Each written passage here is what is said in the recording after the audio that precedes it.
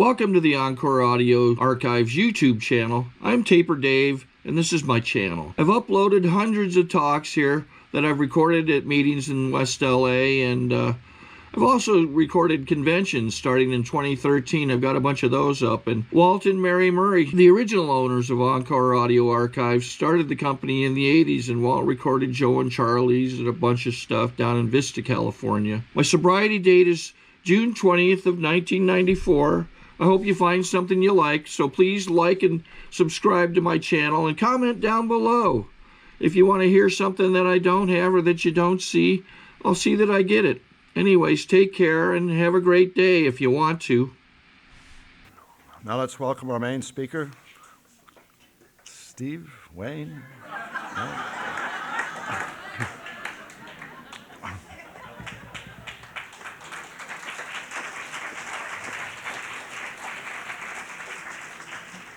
Wayne Butler, I'm an alcoholic. Want to thank Donna for coming and inviting me to church, y'all. Y'all. Want to thank Steve for his share. Some of you people belong here. Want to congratulate the birthday people. It's a privilege and a pleasure for me to be here. I want to thank my friends that came here. I know some came because they heard I was sharing, and I know they've heard me share hundreds of times. They're as sick of it as I am, and so I know they came because they love me. That's important to me. It might not mean nothing to you. A couple of my friends from San Diego drove up here for this meeting, and I'm really glad that you came. Those of you that are new, you're the most important person here, besides me. You'll be the first person I think of, right after my own prayer. I'm an alcoholic, and I'm not wired right. I had no clue those two things were associated with each other. I've been out of my mind most of my life. Everyone knew it but me. I can tell you this story will best surmise that story. You got 3 guys in prison. They've all been condemned to die by electrocution. And in case you don't know it, there's a law on the books that if they attempt to execute you and it fails, you go free. That's a true story. One was an alcoholic, one was a Catholic, and one was a Muslim. They had this big window where they could all look in to see what was happening to the person going in before them. They led the Muslim in, shaved his head, sat him in the chair. Executioner says, "Son, you got any last words before you put you away?" He says, "As a matter of fact, I do." He said, "Allah be good, Allah be great. Save me from this terrible fate." He pulled the switch, and nothing happened. They let him go, and the Catholic got excited. They brought the Catholic in, set him in the chair, put the cone on his head. The executioner says, "Son, do you have any last words?" He says, "I sure do." He says, "Hail Mary, full of grace. Save me from this terrible place." He pulled the switch, and nothing happened. The alcoholics getting excited. They take the Catholic out, they bring the alcoholic in, they sit him in the chair, put the cone on his head. Executioner says, "Son, you have any last words?" He says, "Yes, I do, but first you better fix those broken wires on that box over there."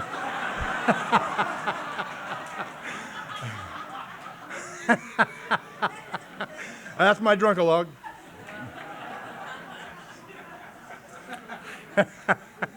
That's kind of how I've lived my life. I seem to want to fix things that ain't broke sometimes. Things that ought to be left alone. I'm going to give you, you're in luck, you're getting a condensed version tonight. I drank a lot. I love Budweiser. I love Budweiser more than life itself. My dream in life is to lead the Clydesdales team in a parade.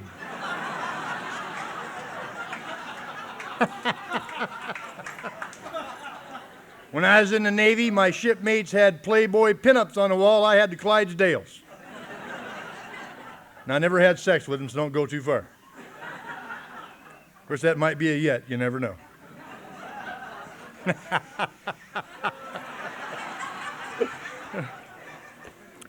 I should know better than that. I come from an alcoholic home. Almost everybody in my family's died from alcoholism. I have a brother who's 15 years sober. He goes to a meeting a year, whether he needs it or not. I got a sister who's an intense neurotic. She takes Valium and it works. That bothers me. She reads the label, says, "Do not drink when you take this pill." She doesn't drink. There's something wrong with that woman. She needs a lot of help. My mom and dad both died. My dad died from untreated alcoholism. My mother died from untreated Al-Anonism. 7 members of my family attempted suicide, of which I was one. 3 successfully completed the job. I didn't like life. Life became unbearable to me. No one did it to me. I have a lot of childhood issues I could bring before you, but what I've understood about my life is that did not make me an alcoholic. Sure screwed my life up, but it didn't make me an alcoholic. Something interesting happens to me when I drink that I can't explain to you. Silkworth explained it as an unusual effect produced by alcohol. This is the best way I can describe my alcoholism to you. I grew up every living minute of every day feeling stupid, dumb, and ugly. I remember looking in the mirror as a kid thinking, Butler, it's too bad, pal. It's going to be a long life, and it's going to be lonely. Because you is butt ugly, pal. Not only that, but you're stupid. It's just a shame.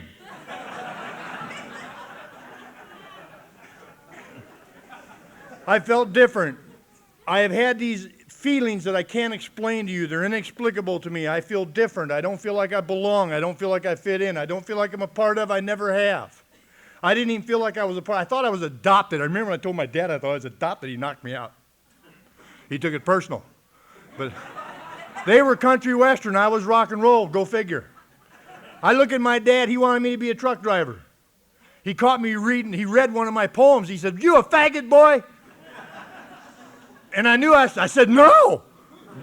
I didn't know what it was, but I knew he didn't like it. No.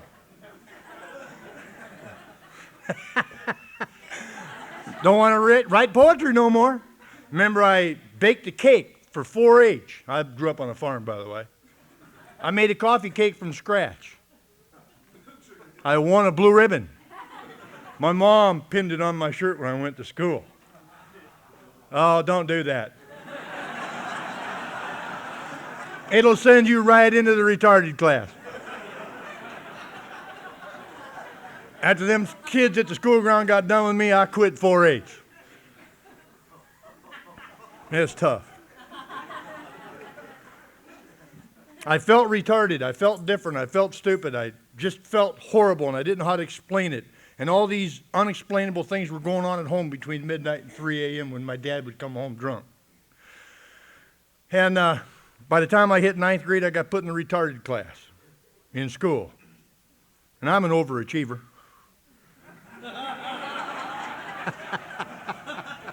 There was 12 of us in that retarded class out of 800 kids. I was top retard within 6 weeks. I was leader of the Looney Tunes. And I loved it. I could go in the girls' bathroom and not get detention.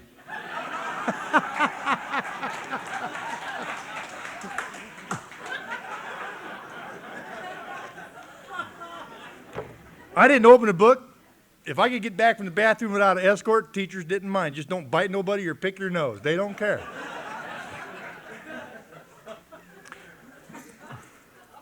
I was frightened. I had a lot of fear. My whole life is a corroding thread of fear. And I don't know how to tell nobody that because I don't know how to communicate. I don't talk. I bet you I didn't say 100 words before I was 10 years old. I don't understand what's going on. I don't know what's going on around me. I got an older brother, an older sister. I got 2 stepsisters, 2 stepbrothers, and they all do what they do, and I don't understand what they're doing. But we retards, we had a pal named Tom. Tom took us on field trips. He just asked us not to get lost. He said, please don't embarrass me. Take us to Cub ball games in Chicago. One day, Tom asked me if I wanted to go to a party with him. I was 17 years old. He took me to the senior party. Retarded kids didn't go to the senior party. But he took me. He said, just do what I tell you and don't talk too much. Pushed me up against the wall. And now I watch a lot of TV. When you're an alcoholic of my type, you watch a lot of TV. And I like Ginger Rogers. And I wanted to be like Fred Astaire. And in my mind, I could dance like you just can't imagine. In my mind. But in reality, I'm Mo, Larry, and Curly. So I'm at this party up against the wall, and I spotted my Ginger, but I didn't know what to say. How do you start out? I've got short-term communication. It says hi, and I'm done. I don't know what else to say. Hi. They seem to want me to say something else, and I'm done. Tom brought me over this long neck, brown, mysterious bottle with a red, white, and blue label on it. And I'm patriotic. I took it. And he said, here, drink it. And I said, okay, Tom. So I drank it, and it tasted terrible. I said, Tom, that tastes terrible. I want a Pepsi. He says, that's okay. You'll get used to it. I did. Now, I want to tell you, I went to that party, 6'3", 120 pounds, feeling stupid, dumb, and ugly without a friend of the world. A big pimple right there, if you'd have popped it in my face, would have flown off. Alcohol produces an unusual effect. Somewhere between 4 and 5 Budweisers, I got so good looking I couldn't stand it.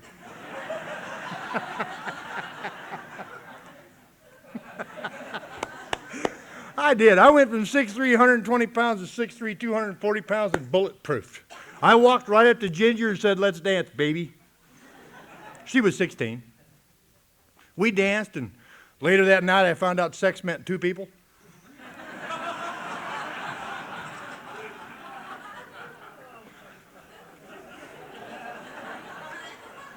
Wanted to do that again. I blacked out. Came to the next morning, found out I had fun. Short while later, gotta remember, I'm retarded, pal. Short while later, I hear my dad talking to her dad on the phone, and I think they're talking about hunting because my dad said something about a rabbit dying. Now, I'm not sure what they mean by that.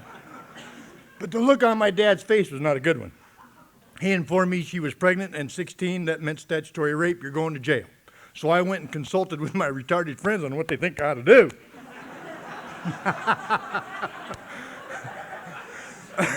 I found out if you marry him, you don't go to jail, so I fell in love. Went to Palmyra, Missouri at 17, got her and my parents' permission, got married, and on the way back, I thought, okay, I'm out of here. I'm restless here and discontent, and I want to move on. I joined the Navy. Well, I was in the retarded class. As Vietnam hadn't been going on, I never would have got in. But when they found out I was in the retarded class, they wanted to watch me. I passed all their tests. I passed the ink blot test, so it was cool. I went to a party just before I turned 18 and drank for the second time. They had Budweiser, but I wasn't drinking it because I didn't want another baby.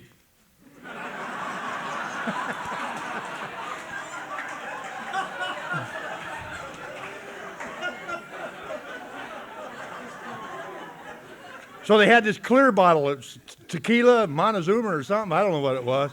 But I never drank that before. The strongest I'd ever had was 7-Up and Budweiser. I don't know what that is, but I drank the whole bottle. Tom says to me, that stuff will catch up to you, pal. I had no idea what he meant by that. I do now. I talked to God. And here's how our conversation with God went. I said, God was God. God was right on my lap. God, I don't like my family, and I went through the list. I said, what do you think I ought to do, God? God said, kill him. I said, okay. How? I don't have any experience. So I went home, and apparently I blew out the gas pilot lights and then turned the gas on, went on the front porch, apparently to wait for him to die. I came to the next morning, my mother was just kicking me to death in the shoulders, wanting to know what happened. She had a bad headache. So did everybody else. I forgot to close the windows.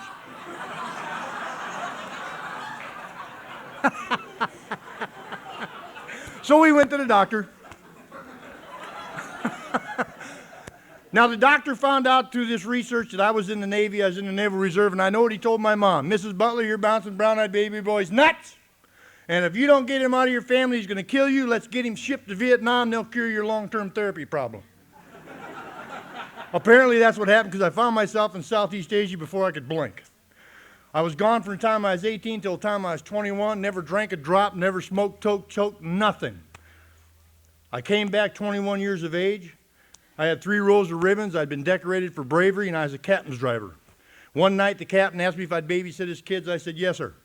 On the way to get his kids, it occurred to me, I haven't drank for 3 years. Let's get a 6-pack of Bud. After all, nothing really bad happened when I drank. First time I drank, I brought a baby into the world. That's reproducing. That's a good thing. Second time I drank, I saved my family's life.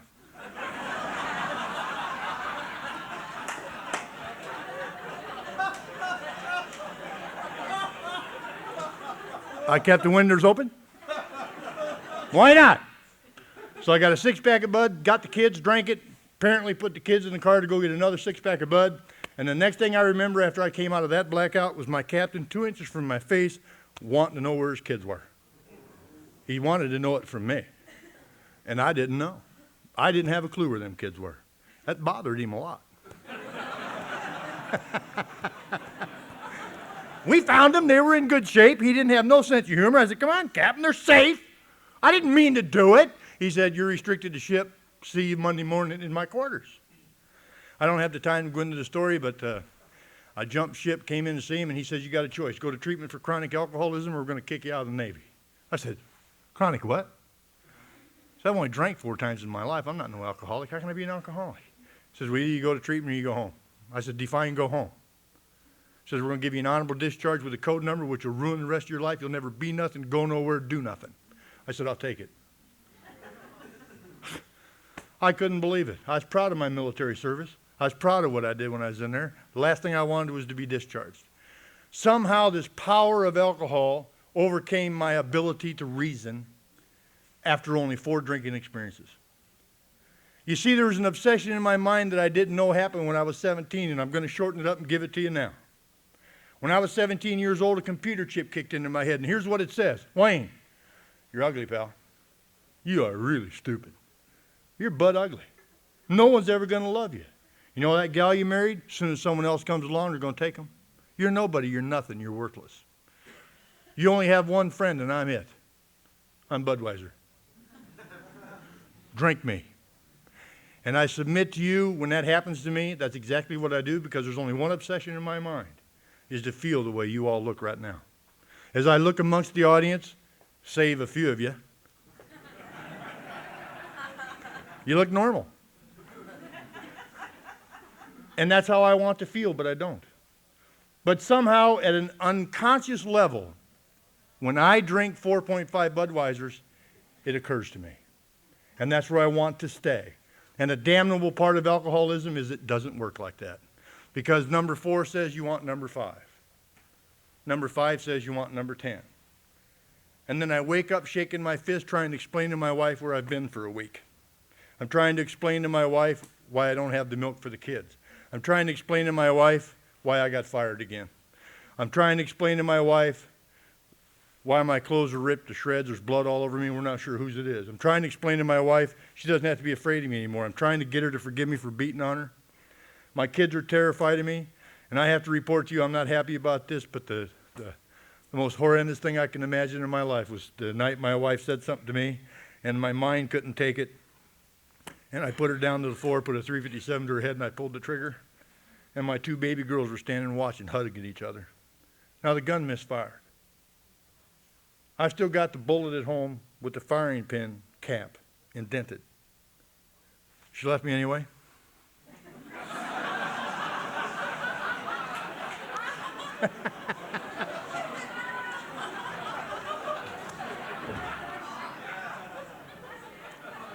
It didn't go off. I didn't mean it. I'm sorry. Please forgive me. Before she could blink, I was on my knees on the floor begging her for mercy, swearing to God on a Bible I would never do it again if she just wouldn't leave me and take my kids. And I'm on my knees walking to the floor trying to keep her from going out the front door, begging her for mercy. And she's dragging my 2 daughters out the door, trembling. She got out the front door, and as soon as she did, I stood up and screamed out to the neighborhood, go ahead and leave, you bitch. Who needs you and for what? I can make it without you. And then I slammed the door shut, slid down, and started contemplating suicide. Couldn't imagine that's what my life had come to. You talk about pitiful and incomprehensible demoralization.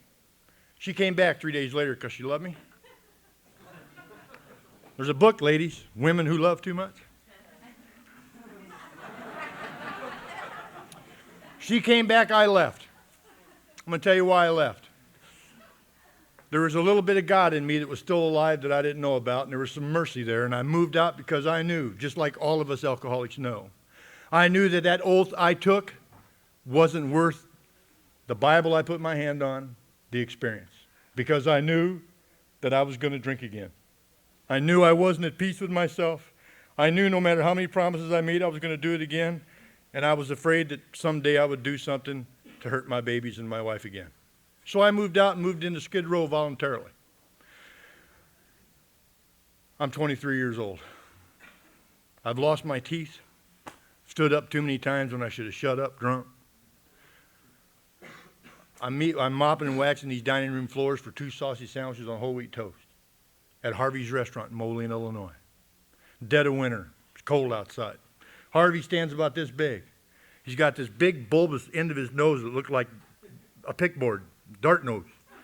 I didn't know that was whiskey nose. I had no idea he was in AA. But one night he took pity on me after I got done waxing his floors. It wasn't before, it was after. And he gave me this brass chip. On one side it had these 2 A's. And he gave me this address. And he says, you go see these people tomorrow. They know you're coming. They're going to help you. I thought that meant they was going to give me something to eat. I will go anywhere for free food. Anywhere. Today.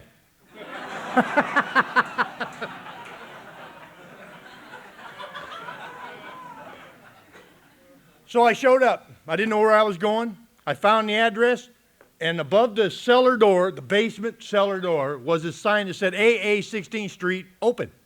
Above it, condemned, do not enter. So I had to think a minute. And the cellar windows were painted black. I couldn't see in because I want to know what I'm getting into now. And there's a light bulb hanging there on a cord, and he said, if it's on, go in, they're waiting for you. It was on, and I was hungry. I stood straight up and walked down those cellar steps, failed to notice the door was 5'10"ish. I caught it at the eyebrow. It knocked me down onto the floor on my back, my head bounced, and I slid into my first meeting of Alcoholics Anonymous.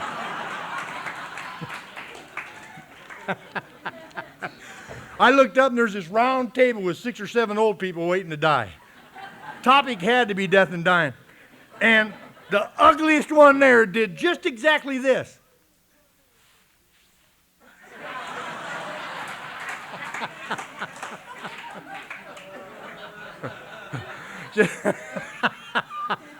He said, slide right on in here, dummy.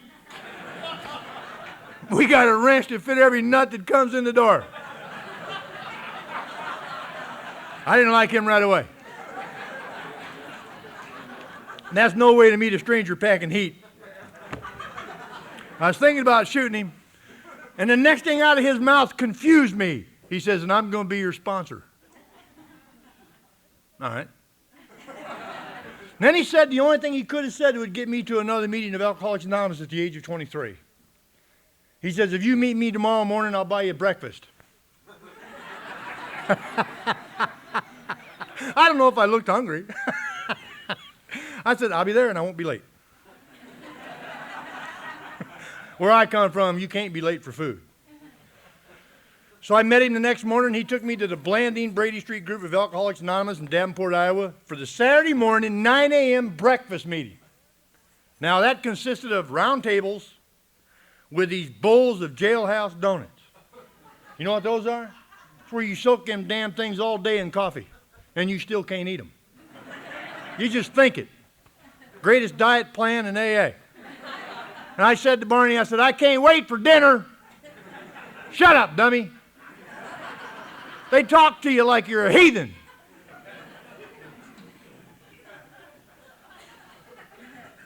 And I followed him around for the next 5 years. I got 8 minutes. I couldn't get sober. By the way, if you're new, we know something you maybe don't know. We know you can't quit drinking. I can't quit drinking. Do you know I haven't had a drink for 18 years, 6 months, and about a week?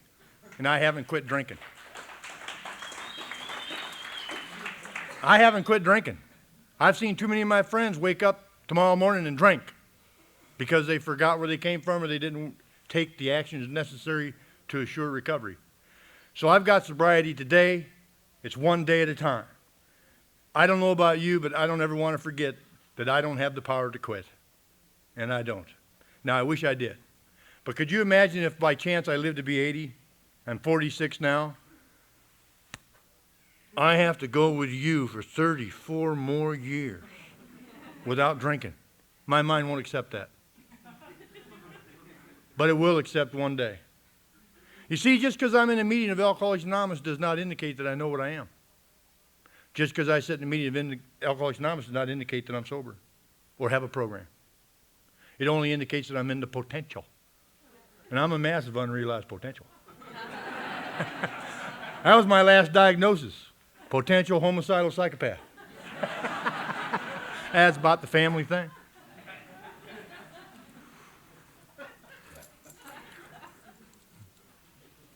I'm in and out of delusion sober. Life has got me terrible. I don't know what to do. I'm coming to AA every day, drinking before meetings, drinking after, just wanting to look like you do, but yet I can't not drink. Just don't have the power. My sponsor told me, just keep coming back. Whether you're drinking or not, dummy, you just keep on coming back. He told me one day that if you find a group where you're not welcome because you're drinking, that's not AA. That's a gathering of people who forgot from whence they came. And I kept coming back. He said, now you got to behave or we'll throw you out. So I've been kicked out of meetings. But they tell me to come back when I can behave. Every day I came after them. I did that for 5 years. Came into a meeting of Alcoholics Anonymous. I was 4.5 years drinking, coming to meetings, and the madness was getting on me because I was having a hard time drinking and not drinking because I knew I wasn't supposed to be doing that. My sponsor yelled out, "Hey, dummy!" And I turned around. Said, "This program tends to work better if you don't drink." That bothered me. So I did the only thing I could do. I reached down to my cowboy boot, I pulled that .357 out and tried to shoot my sponsor in the face. If he'd have been 6 inches taller, I'd have got the sucker too. I came to the next morning, 6-point leather restraints, naked, tied to a steel bed, face up in the center of a padded room. I was bruised from head to toe. Found out I had some AA therapy.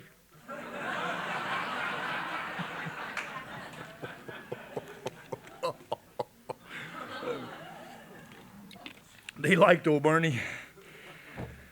And I had a visitor. You know who it was? My sponsor. Couldn't get rid of him for nothing. That's how much he loved me.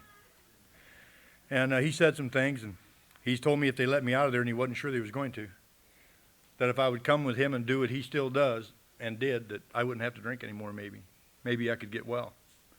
He didn't judge me. He didn't even tell me what I did the night before. I was in a blackout.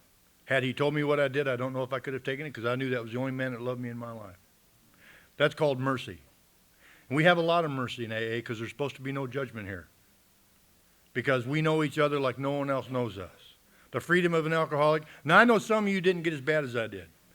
If you're sitting there saying, I ain't done that, I ain't done that, I ain't done that, add yet. Let me be your yet man. I've got a yet man. I got 2 of them. Frank, Jay, and Don in the Pacific group. They're my yet men. Because they've done a couple of things I haven't done yet.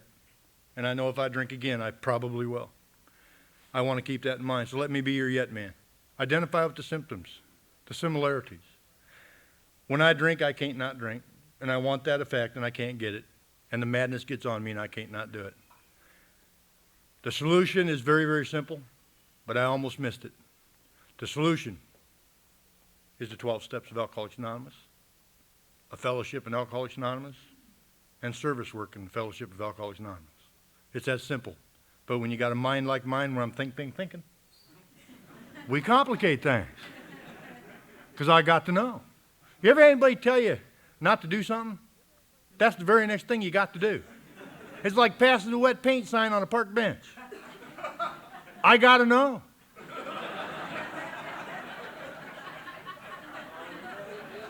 I do. It's like an attraction. The steps is the same way, folks. If you work them, it shows. But I don't want to do it because I'm afraid. I have to wrap it up. 18.5 years ago, I have taken my last drink up through and including today. I don't know about tomorrow. That family I terrorized, most of them are dead. The ones that aren't dead have finally come back to me after just 18 short years. My ex-wife said she'd never talk to me again as long as I lived. I had a hunch she meant it. I did the steps. You see, I was out of balance. You see, I thought I did things I couldn't be forgiven for. Could I take a couple more minutes to share this? 5 more? There's something I want to share with you that, well, I said 2, she gave me 5, quit judging. I'll judge you back.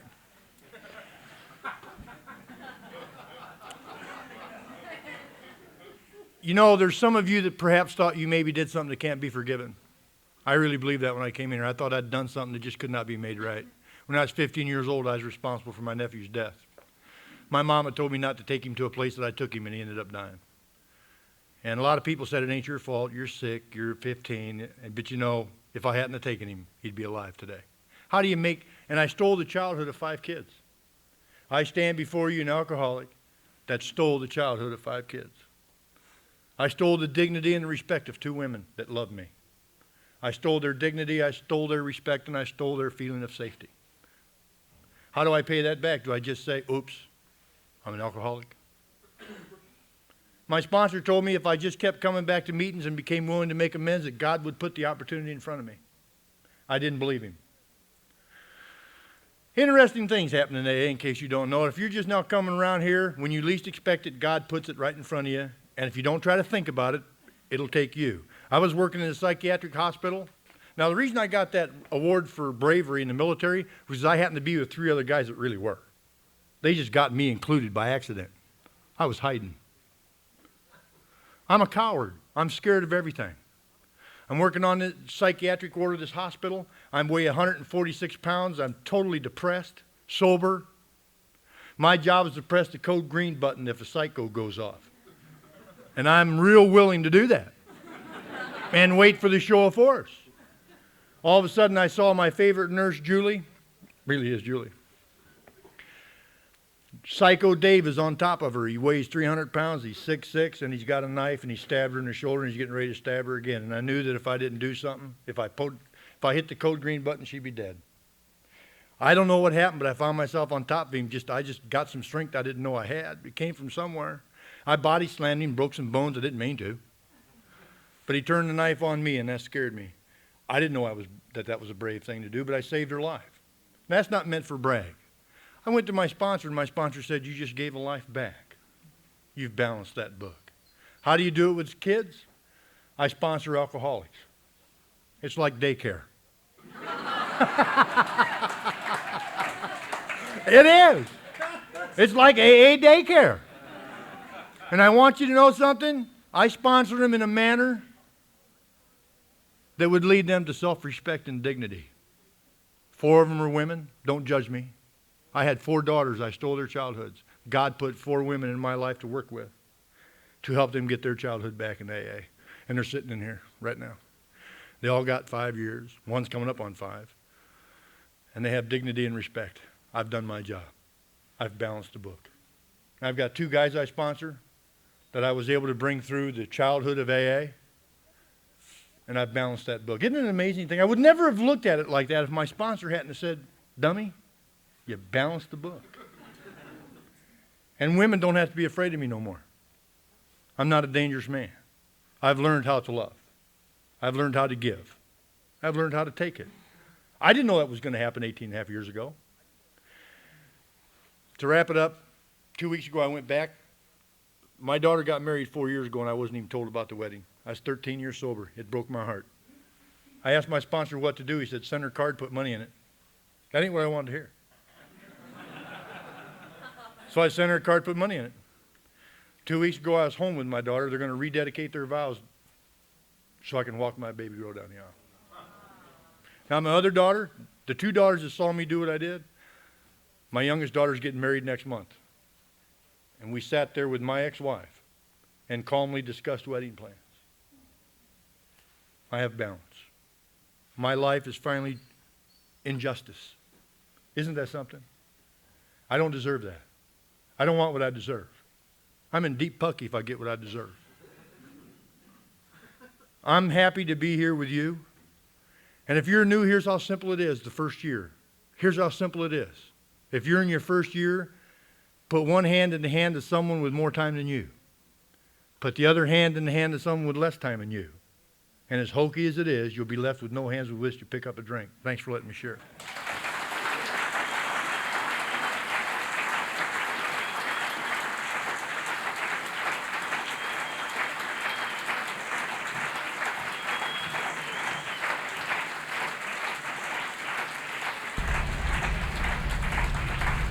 Okay, this is how I prepare my drone for launching. I like to do it inside the cab of my truck so I'm not standing outside in the weather. To install the joysticks for control, up and down, right and left, powered on.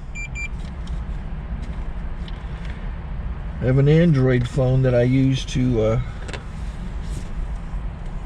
connect it to the drone with.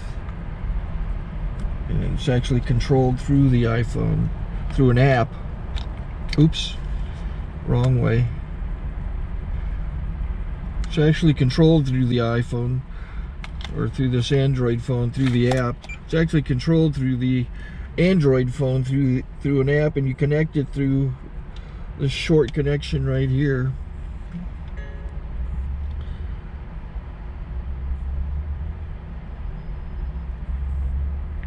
Remote control connected. Remote control's connected. So I pull out the drone. I have to extend the legs. Long legs extended first, then the short legs. Remove the gimbal protector. Set that aside, then power it on one short burst, then one long burst. I lay it down. So I have to go to calibrate. So the drone's not connected yet. Shows you here as this drone gets disconnected, even though the remote's powered on. So the drone has to establish it's connected. So I go into the app to calibration mode. First I'll calibrate the remote controller. Start calibration. Out, in, oop, out, in, up, down, and then this little wheel is to control the gimbal. So it's calibrated. Go to gimbal calibration, start calibration, and then it calibrates the gimbal. I don't know if that shows up. The gimbal's moving all over the place. Changes, you can see it on the video. And I'm calibrated to take off. It's acquired 7 satellites at the moment. There are 26 satellites up in the sky, which it has to acquire before you can take off. So it's connected. It's got enough satellites. This is white. I can go to press this little arrow button, swipe right to take off, and it would start the motors if I slid this to the right. But I'll wait till I get outside. Don't want to do it inside.